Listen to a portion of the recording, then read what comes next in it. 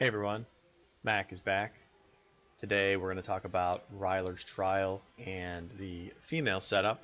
I do some experimentation here, see which ones work the best. I have a couple ideas that I have in mind that I want to try, just to kind of see which which commanders in there work kind of better together.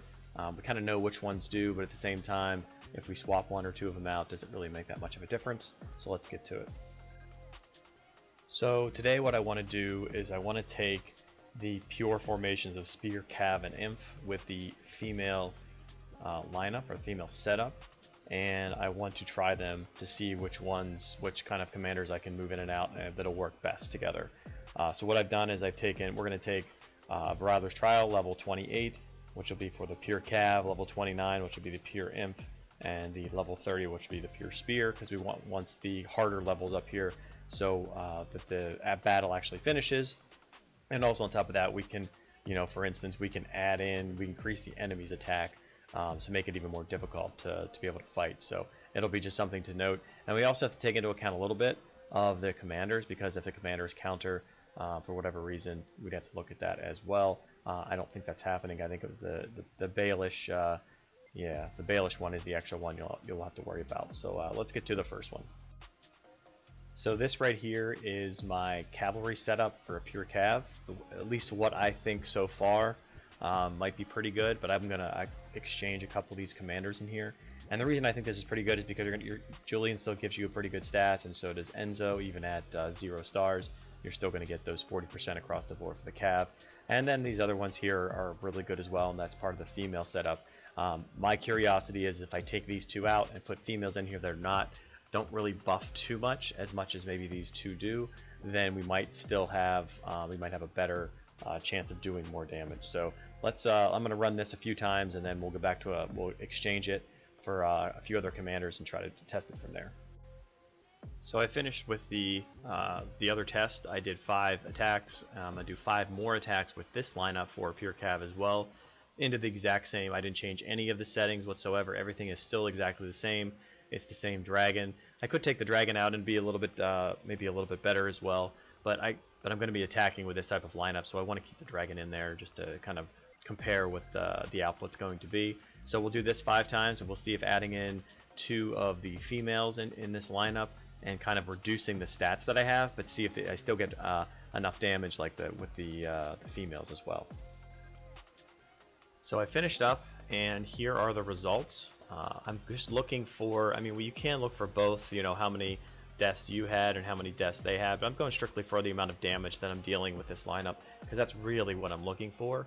So looking at this right here, the 5 that I did for when I had Enzo and Julian in there, we're talking 688,000 deaths. Then we're talking, go over 688 again, so very consistent there, which is rare for this lineup because of the RNG in here. Next one is 747, and then 702, and then finally 683. So basically the least amount of damage I'm going to do, and again, this is a very small sample, so you can't go by this 100%, but still 683 deaths is pretty decent, and for a minimum, and then the maximum was that 747. So out of those, we're talking 683 minimum, 747 maximum, and that's with putting these 2 in here for the awakening that they have. Now, if I move up further, and here 1, 2, 3, 4, 5, we start here, and I added in Arya and Annie. So for a Cav setup, Annie has total attack, total health, total defense. She'll actually still buff a little bit. Arya just has total attack, and then she has infantry stats, so she has a lot less. But the thing is, the difference here are these both are 4 stars, so they're going to do 1 extra attack, plus they'll do yeah, that's it. They'll just do the 1 extra attack, and they have, like I said, they have a little bit of stats there as well, along with their awakening skill. So I should say that as well. They have their awakening skill. So the awakening of Annie and the awakening of Arya can be really good depending on how many times that it procs. So the very first one I did was 854, which is actually the highest output that I had of the 5 here, which is pretty fantastic. If you say 854, if you check the battle record, you can see the battle results. The very first second, 74,000 kills. That's pretty massive there just to start the battle off. And as you can see, as it progresses, it goes on pretty decent, because they're actually going to get their skill off as well.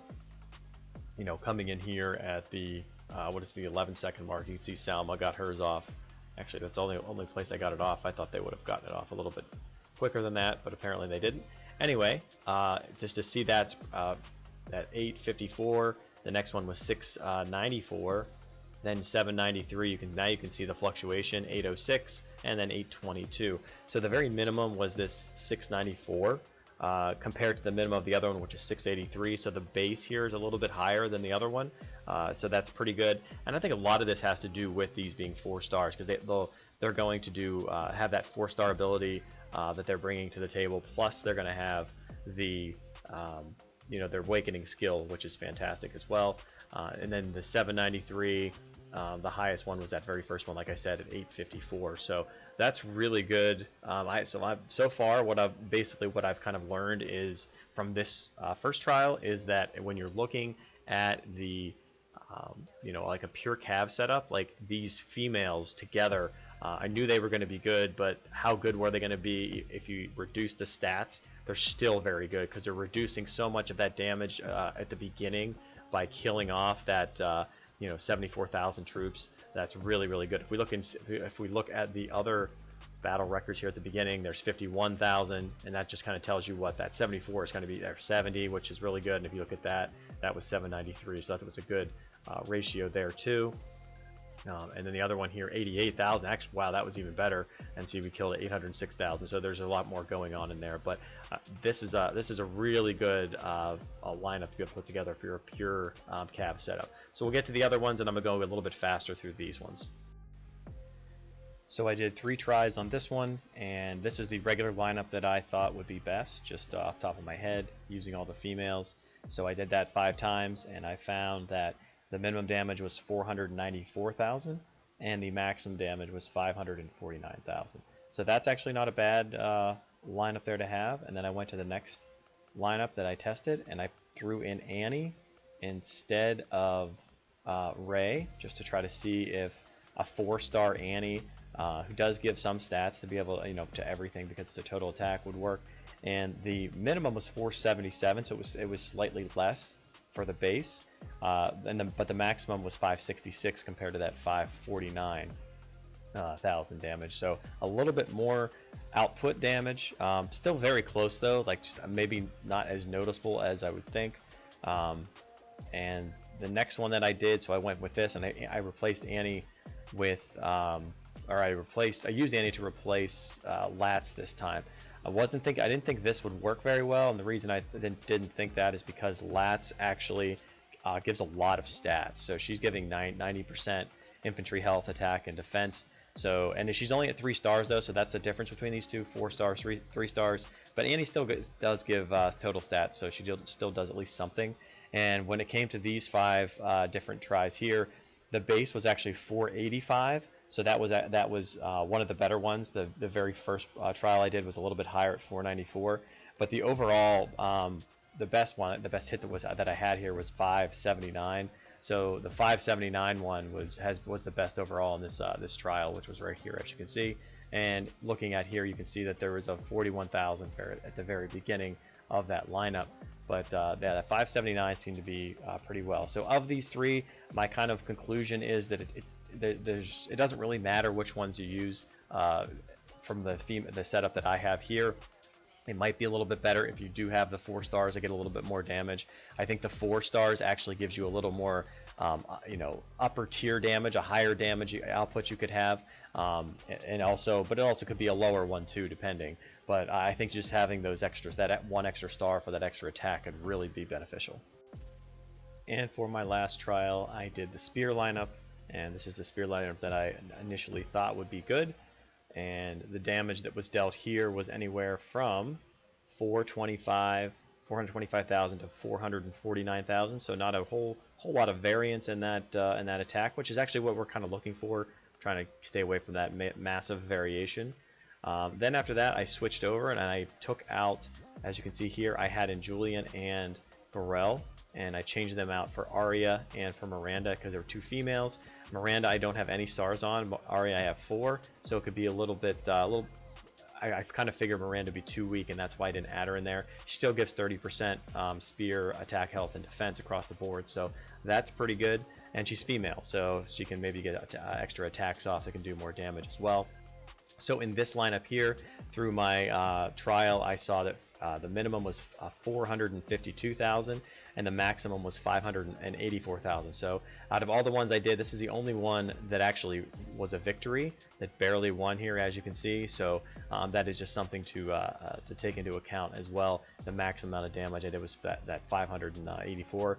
And then the very last one, what I did is I took out, all I did was take out Julian and then put in Arya for that. So Julian was 3 stars, so he was not getting his attack off the extra time, plus he didn't have his 4-star ability, which Arya does, so I figured that might be something to try. And the minimum was 429 and the maximum was 535. So of the ones that I had in here, replacing them with the females actually was a lot more the ceiling of damage was actually a lot more. So I actually changed my formation, and I'm going to go with this one here. This one seemed to be the best, have the most damage. I'm always looking for that max amount of damage, so with Arya and Miranda, this seems to be the best pure formation. So the big thing I can tell you here is just mess around with it, play with it a little bit. You don't have to, you're not going to lose any troops. It's just fun to be able to just find a lineup, put it in there. Doesn't work, try it a few times. Don't just try it once. Like, see, I did these 5. Maybe sit here if you have time, try it like 20 times, and then take that average and find out which one looks to be a little bit better. So I'm going to do more of these in the future and kind of mix up some formations, maybe do some 2-troop formations and see how they work out. And it's a little more different with mixing in 2 different troops, because you'll have to adjust the amount of troops that you have. So that'll be something to consider as well. Until next time, Mac out.